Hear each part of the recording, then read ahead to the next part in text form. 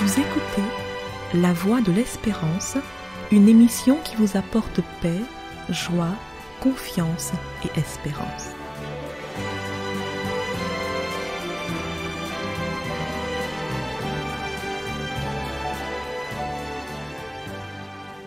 Bonjour la Guyane et bonjour à tous depuis la Guyane. Vous n'avez pas manqué l'événement de la semaine. C'était bien sûr la rentrée. Tous les élèves, de la maternelle jusqu'au lycée, ont repris le chemin de l'école. L'équipe de la Voix de l'Espérance souhaite une bonne année scolaire à chacun d'eux.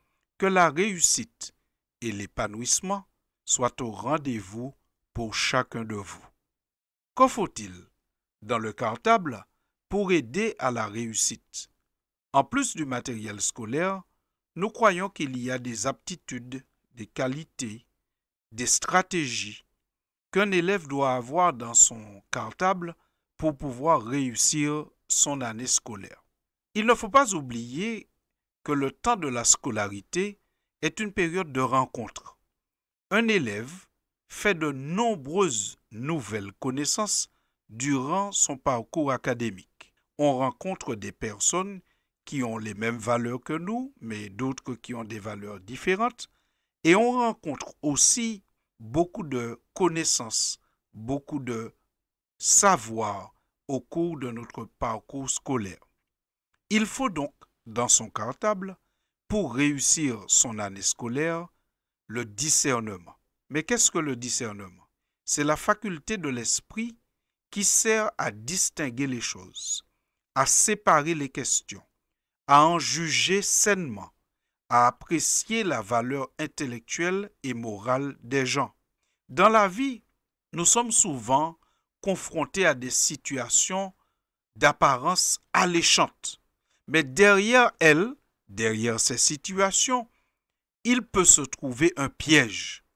Nous avons donc besoin de savoir discerner à qui ou à quoi nous avons réellement affaire et où cela peut nous mener.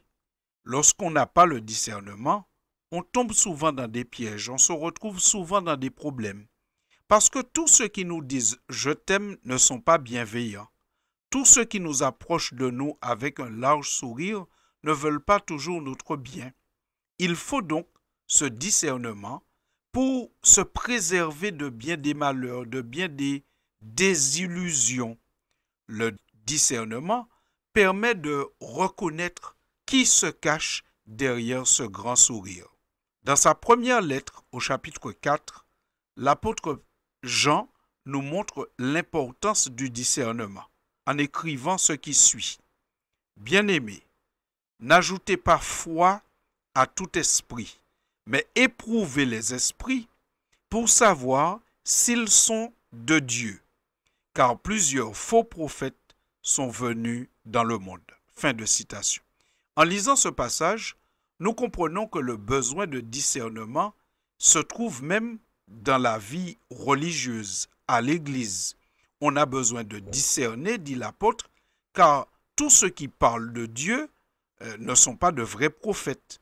Il y a besoin de sonder, d'éprouver, de discerner. Alors, il faut se dire que si le besoin de discernement est nécessaire à l'Église, ce besoin serait encore plus nécessaire à l'école, car on peut rencontrer des personnes malveillantes et c'est souvent le cas lorsqu'on est jeune. Il nous faut donc adopter une attitude qui nous aide à pouvoir discerner. Le premier élément que nous retenons ici, qui peut nous aider à discerner, c'est l'abstinence totale concernant l'alcool et les stupéfiants. L'alcool et les stupéfiants, nous le savons, cela n'est plus à prouver, altère notre discernement, notre capacité de jugement. Lorsqu'un individu a consommé de l'alcool, surtout un jeune, on n'est plus tout à fait maître de soi-même. On ne mesure plus le danger de la même manière. Il est prouvé aujourd'hui que beaucoup de jeunes ont eu des relations sexuelles, parfois leur laissant un mauvais souvenir, parce que, étant sous l'emprise de l'alcool, ils ont pu se rendre dans des chemins qu'ils n'auraient pas souhaité prendre en temps normal. L'alcool est donc un produit qu'on devrait absolument bannir quand on veut garder son discernement et sa lucidité en permanence. C'est un conseil biblique, puisque lorsque les serviteurs de Dieu prenaient leurs fonctions dans la prêtrise, voici le conseil que Dieu leur donnait. Tu ne boiras ni vin, ni boissons énivrantes, toi et tes fils avec toi, lorsque vous entrerez dans la tente d'assignation, de peur que vous ne mouriez. Ce sera une loi perpétuelle parmi vos descendants, afin que vous puissiez distinguer ce qui est saint de ce qui est profane, ce qui est impur de ce qui est pur. Fin de citation. On retrouve ce conseil divin dans le livre du Lévitique au chapitre 10, au verset 8 jusqu'à 10. Ici, on voit que très clairement, Dieu pose un principe. Le principe que celui qui a consommé de l'alcool n'est plus tout à fait en capacité de discerner. Et donc, nous aurions tellement souhaité que autour des écoles, près des écoles, il soit complètement interdit toute vente d'alcool. Nous serions tellement heureux de savoir que chaque parent, le matin, prenne du temps pour rappeler les dangers de l'alcool et des stupéfiants à ses enfants. Que chaque parent prenne le temps de partager régulièrement avec les enfants, leur disant et leur montrant qu'il est bon de garder la lucidité et le discernement et que l'alcool n'est pas un bon élément pour aider à cela. L'apôtre Pierre lui aussi en remet une couche. Quand il parle, il dit dans sa première lettre au chapitre 5, « Soyez sobres, veillez. Votre adversaire, le diable, rôde comme un lion rugissant, cherchant qui il dévorera. » Fin de citation. Il est évident que lorsqu'on n'est pas sobre, eh bien, on n'est plus apte à se faire piéger. Si on ne veut pas être piégé, il faut être sobre. Le deuxième élément que nous voulons apporter ici, qui peut nous empêcher de discerner, c'est l'influence des camarades, la pression des pairs, de nos amis, de nos camarades. Parfois, nous sommes sous la pression de nos amis, de nos camarades, et nous faisons des choses que nous n'aurions jamais fait quand nous sommes seuls. C'est pour cela que la Bible donne encore un précieux conseil. Heureux celui qui ne suit pas les conseils des méchants et qui ne s'arrête pas sur le chemin de ceux qui se détournent de Dieu et qui ne s'assied pas avec ceux qui se moquent de tout. Fin de citation. Cette belle parole est à retrouver dans le psaume 1er.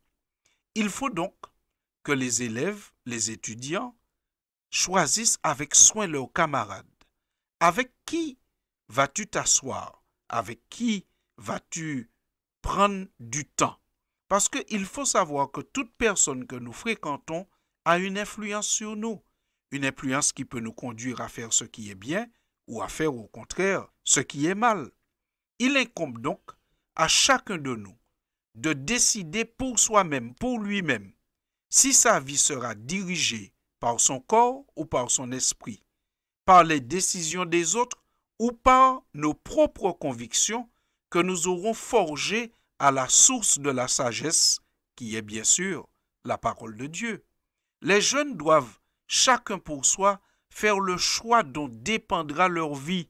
Ne soyons pas seulement les imitateurs des autres ou ceux qui suivent le groupe le plus populaire dans le lycée ou dans l'école. Il ne faut s'épargner, en tant que parents, aucun effort pour faire comprendre aux jeunes, aux enfants, aux lycéens, à quelle force ils auront à faire face dans leurs différentes rencontres, à quelles influences ils auront à faire face et les aider à pouvoir avoir cette latitude de pouvoir dire au groupe « Je n'irai pas avec vous, même si vous ne me considérez plus comme un ami, parce que je veux garder mon discernement. Je veux pouvoir choisir sans être influencé, sans être obligé par la pression du groupe. » Chers amis, chers jeunes, chers élèves, voici, nous avons compris que pour réussir l'année scolaire, il faudrait du discernement. Le discernement est gêné par l'alcool, gêné par la pression des autres quand nous sommes trop fragiles. Mais le discernement est aidé par la présence de Jésus. Qu'est-ce qui nous pousse à dire cela? C'est ce que nous lisons dans l'évangile de Jean au chapitre 2. Écoutez bien. Pendant que Jésus était à Jérusalem, au moment de la fête de la Pâque, beaucoup crurent en lui, en voyant les signes, les miracles extraordinaires qu'il opérait. Mais Jésus n'avait pas confiance en eux, parce qu'il les connaissait tous. Il n'avait pas besoin qu'on le renseigne sur qui que ce soit, car il savait lui-même ce qu'il y a dans le cœur humain. Fin de citation. Vous avez bien entendu. Jésus, personne ne pouvait le tromper, car lorsqu'il rencontrait quelqu'un, il a cette capacité, liée à sa divinité, de pouvoir reconnaître ce qui est dans le cœur de l'humain qui est en face de lui. Ce serait bien si chaque élève possédait cette capacité. Et ainsi, ceux qui parfois traînent autour des écoles et des lycées, parfois avec un grand sourire, mais qui en fait ne sont que des prédateurs déguisés, pourraient ainsi être reconnus très facilement par les élèves. Mais je veux vous donner une bonne nouvelle. La bonne nouvelle, c'est que ceux qui fréquentent Christ, il leur donne les capacités qui étaient en lui. Il nous permet de développer de nobles capacités comme il les avait. C'est ainsi que si un élève ou une famille ou des parents fréquentent le Christ, il nous donnera le discernement.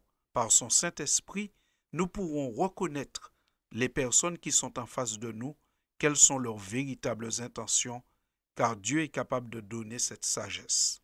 Voilà donc ce que nous souhaitons pour chaque élève pour cette nouvelle année scolaire. Que chacun ait cette sagesse, ce discernement, pour reconnaître que tous ceux qui nous disent « je t'aime » ne sont pas bienveillants. Tout ce qui brille n'est pas de l'or. Faisons attention, soyons prudents et bonne année scolaire. Merci pour votre attention et à très bientôt, chers auditeurs. C'était La Voix de l'Espérance, une émission préparée par l'Église adventiste du 7e jour. Si vous désirez avoir une copie de la causerie d'aujourd'hui, demandez-la.